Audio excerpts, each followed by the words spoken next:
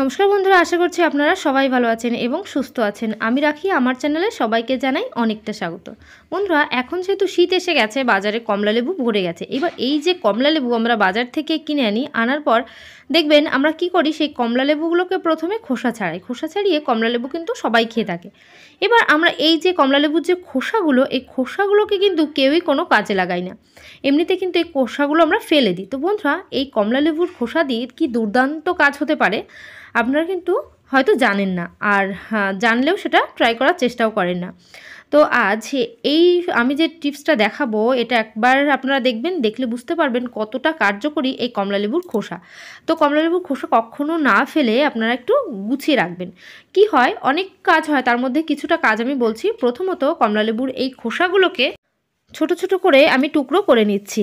এই যে ছোট করে টুকরো করে নেওয়ার পর এই কমলালেবুর খোসা দিয়ে আপনারা কি করবেন, প্রথমত যেটা করতে পারেন, রোদে শুকাতে পারেন, শুকিয়ে মিক্সার মেশিনে এটাকে গুঁড়ো করতে পারেন। সেটা আমাদের স্কিনের জন্য ভীষণ উপকারী। আমাদের স্কিন হবে ব্রাইট এবং কোনো দাগ থাকবে না, দাগমুক্ত হবে। যে আমাদের যে সানের থেকে যে ট্যানিংটা চলে আসে সেটা উঠে যাবে।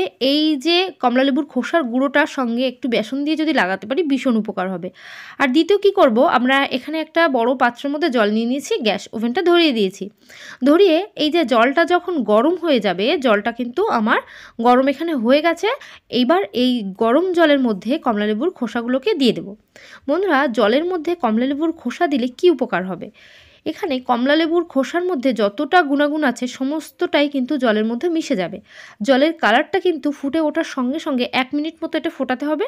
ফোটানোর সঙ্গে সঙ্গে জলের কালারটা চেঞ্জ হয়ে যাবে, কারণ জলের মধ্যেই কমলালেবুর খোসার সমস্ত গুণাগুণ এর মধ্যে চলে যাবে। এবার এটাকে আমরা 1 মিনিট ধরে জলে ফোটাবো। তো বন্ধুরা, এখানে দেখতেই পাচ্ছেন বেশ কিছু সময় ধরে এটা কিন্তু ফুটে উঠেছে। এবার আরও একটু বেশি বড় করে যখনই ফুটে উঠবে জলটা, মানে একটু সেদ্ধ মতন হয়ে যাবে কমলালেবুর খোসাগুলো, 1 মিনিট ফোটালেই কিন্তু কমলালেবুর সমস্ত গুণাগুণ জলের মধ্যে মিশে অলরেডি যাবে। তখন এটাকে আমরা বন্ধ করে দেব। চামচের সাহায্যে একটু মিশিয়ে নিচ্ছি। মেশানোর পর এটাকে বন্ধ করে একেবারে ঠান্ডা হওয়ার জন্য কিন্তু রেখে দিতে হবে। গরম গরম কিন্তু আমরা কাজটা করতে পারবো না, মানে একদমই পারবো না। বেশ কিছুটা কাজ হবে এই জল দিয়ে। এই জলটা কিন্তু দারুণ উপকারী। জলের মধ্যে লেবুর যেহেতু সমস্ত গুণাগুণ আছে, আমাদের এই জলটাকে আমরা ঠান্ডা করে নিয়েছি। ঠান্ডা করার পর আমরা কি করছি, একটা স্প্রে বোতল নিয়ে নেব। স্প্রে বোতল যদি না থাকে, সেক্ষেত্রে এরকম যে কোনো জলের বোতল নিয়ে সেফটিপিনের সাহায্যে তার ঢাকনার মধ্যে এইভাবে ছিদ্র করে নেবেন। সেফটিপিনটাকে গরম করতে হবে না, জলের বোতলের ঢাকনাটা খুবই পাতলা হয়। সেফটিপিন দিয়ে এইভাবে ছিদ্র করলেই কিন্তু ছিদ্র হয়ে যাবে। এখানে দেখতে পাচ্ছেন আমি বেশ কিছুটা কিন্তু ছিদ্র এখানে করে নিয়েছি। স্প্রে বোতল যেহেতু আমার কাছে নেই, এই জন্য আমি বোতলটার মধ্যেই আপনাদের দেখিয়ে দিচ্ছি। এবার এই যে জলটাকে আমি এই বোতলের মধ্যে ট্রান্সফার করে নেব। তো বন্ধুরা, জলটাকে বোতলের মধ্যে ট্রান্সফার করে নিলাম। এখানে আর জল নেই। এবার দেখতে পাচ্ছেন এই যে বোতলটার যে ঢাকনাটা আমি আটকে দেবো। আটকানোর পর আমার যে মেইন কাজটা, সেটার কাছে চলে যাব। আমাদের বাড়িতে যে সমস্ত ফুল গাছ, ফলের গাছ যে সমস্ত লাগানো থাকে টবের মধ্যে, সেই গাছের মধ্যে দেখবেন অনেক সময় ফাঙ্গাস লেগে যায়। ফাঙ্গাস লাগে, ছোটো ছোটো পোকা লেগে যায়। তো যখনই ফাঙ্গাস লাগে অথবা পোকা লেগে যায়, সেই গাছগুলোর মানে গ্রোথ হয় না, গাছগুলো কিন্তু ভালো দেখা যায় না। পাতাটা একদম কেমন পাতাটা মরে মরে যায়, যেহেতু পোকা লাগলে যে সমস্যাটা হয়। তো সেই সমস্ত সমস্যার সমাধান হবে এই কমলালেবুর খোসা দিয়ে জল ফুটিয়ে সেই জলটাকে ঠান্ডা করে গাছের মধ্যে যদি এইভাবে স্প্রে করে দিতে পারেন, তাহলে গাছটা তরতাজা হয়ে উঠবে, সতেজ হয়ে উঠবে, ফাঙ্গাস থাকবে না। ছোট ছোট পোকা থাকে, সাদা সাদা পোকা থাকে, সেই পোকাগুলো হবে না। তো বন্ধুরা, এত কিছুটা উপকার আমরা কেন আমাদের ফলের গাছের মধ্যে, আমাদের ফুলের গাছের মধ্যে, সমস্ত যে টবে লাগানো থাকে যে গাছগুলো, তার মধ্যে কেন আমরা এটা স্প্রে করতে পারবো না? তো বন্ধুরা, এইভাবে ফুলের গাছের মধ্যেও দেখবেন ছোট ছোট পোকা লেগে যায়, সেই সমস্ত কিছু থেকে সমাধান অবশ্যই হবে এইভাবে যদি একটু গাছের মধ্যে স্প্রে করে দিতে পারেন। দেখতে পাচ্ছেন এখানে যে সমস্ত ফলের গাছ, ফুলের গাছ, সব কিছুর মধ্যেই স্প্রে করে দিলে পোকা লাগার একটা যে ব্যাপার থাকে, সেটা তো আর থাকবেই না। গাছ ভালো গ্রোথ হবে, সবুজ হয়ে যাবে পাতাগুলো, অনেকটা সুন্দর। যে সারের কাজটাও কিন্তু করবে একটা, এই যে আমরা যে ভিটামিন স্প্রে করি, সেই কাজটাও কিন্তু এই লেবু গাছের মধ্যেও ভীষণভাবে কাজ করবে। তাই বন্ধুরা, আপনারা কিন্তু এইভাবে কাজটা করতে পারেন, তাহলে দেখবেন আপনাদের গাছের কোনো সমস্যা হবে না। গাছ থাকবে তরতাজা, সতেজ এবং ফাঙ্গাস মুক্ত। তাই এইভাবে সমস্ত গাছের মধ্যে এই অন্য কিছুই কিন্তু অ্যাড করতে হবে না, শুধু লেবুর খোসা জলে ফুটিয়ে সেটাকে ঠান্ডা করবেন। করলেই দেখবেন এই সমস্ত সমস্যার, গাছের যে সমস্ত সমস্যা থাকে সেই সমস্যাগুলো থেকে সমাধান পেয়ে যাবেন। এখানে স্ট্রবেরি গাছ আছে, স্ট্রবেরি গাছের মধ্যেও আমি একটু করে ছিটিয়ে দিচ্ছি, তাহলে যদি এর মধ্যে কোনো ফাঙ্গাস এসেও যায় বা সামনে আসবে সেক্ষেত্রে কিন্তু অবশ্যই উপকার পাবেন।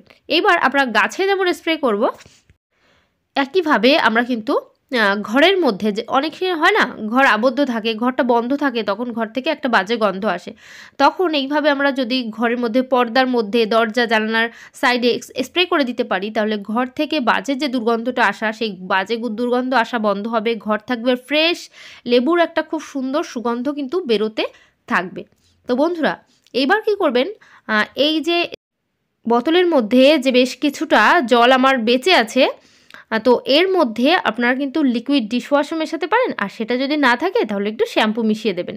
মেশানোর পর এটা কি কাজে দেবে, এটা কিন্তু দারুণ কাজে দেবে। যেমন আমাদের কিচেন কাউন্টারটা অনেক সময় রান্না করতে তেল চিট তো পড়েই, সেই কিচেন কাউন্টারটাও আপনারা কিন্তু খুব সুন্দর করে এই যে মিশ্রণটা দিয়ে মুছতে পারেন। এর জন্য সার্ফ সাবান কোনো কিছুর প্রয়োজন হবে না, একটু করে কিচেন কাউন্টারে স্প্রে করবেন, করার পর একটা শুকনো কাপড় দিয়ে জাস্ট মুছে নেবেন, তাহলে কিন্তু খুব সুন্দরভাবে মুছে যাবে। এই জায়গাটা আমি দেখিয়ে দিচ্ছি, এই যে এইভাবে কিচেন কাউন্টারের মধ্যে একটু স্প্রে করে দিয়ে একটা শুকনো কাপড় নেবেন, শুকনো কাপড়ের সাহায্যেই এটাকে কিন্তু এইভাবে ঘষে নিলেই দেখবেন একদম কোনো তেল চিট কিছুই থাকবে না, খুব সুন্দরভাবে পরিষ্কার হয়ে যাবে। এবার আমরা যখন রান্নাবান্না করি দেখবেন আমাদের গ্যাস ওভেনের উপর প্রচুর পরিমাণে তেল চিট পড়ে যায়, তেল মশলা হলুদ পড়তে পড়তে এতটা বাজে অবস্থা হয়, সেটা কিন্তু আমাদের আর ভালো লাগে না।